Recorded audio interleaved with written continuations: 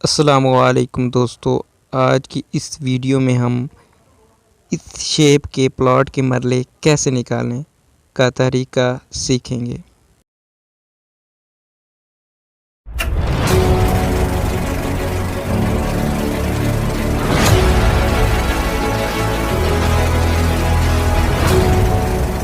مرلے نکالنے کے لیے سب سے پہلے ہمیں دونوں لمبائیوں کو لینا ہوگا، یعنی جیسے اوپر والی لمبائی 100 فٹ ہے اور نیچے والی لمبائی 150 فٹ ہے، ان دونوں کو ہم نے جمع کر لینا ہے اور جو ان کا رزلٹ آتا ہے وہ 250 ہے۔ 250 کو یعنی یہ دو لمبائیاں ہیں تو دونوں کو ہم 2 پہ ڈیوائیڈ کر دیں گے، تو جب ہم ان کو 2 پہ ڈیوائیڈ کریں گے تو اس کا رزلٹ آئے گا 125 اور اس کو اس سائڈ پہ لکھ لینا ہے۔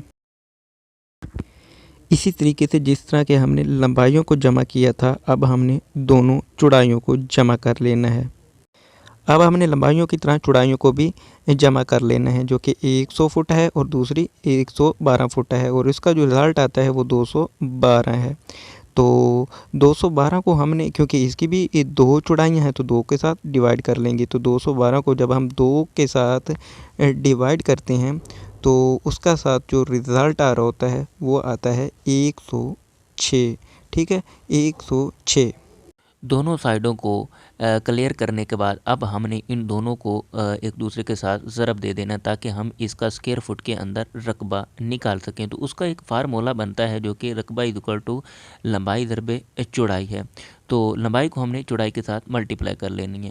اس میں جو لمبائی ہے وہ 125 فٹ ہے جبکہ چوڑائی 106 فٹ ہے۔ اب ہم جب ان دونوں کو یعنی لمبائی کو اور چوڑائی کو جب ہم ملٹیپلائی کرتے ہیں تو اس کا جو رزلٹ آتا ہے وہ 13,250 اسکوائر فٹ بنتا ہے۔ رقبہ نکال لینے کے بعد اب ہم نے دیکھنا ہے کہ یہ کتنے مرلوں پر مشتمل ہے، جو کہ انتہائی آسان ہے۔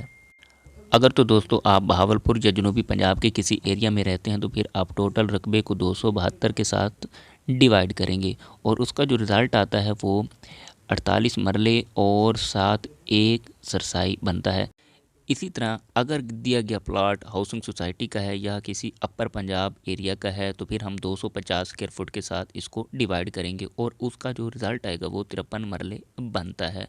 آپ اپنے ایریا کے حساب سے مرلہ جتنا بھی اسکوائر فٹ ہوتا ہے اس کو ڈیوائیڈ کرتے جائیں گے اور اپنا رزلٹ لیتے جائیں گے۔ بہت شکریہ، السلام علیکم۔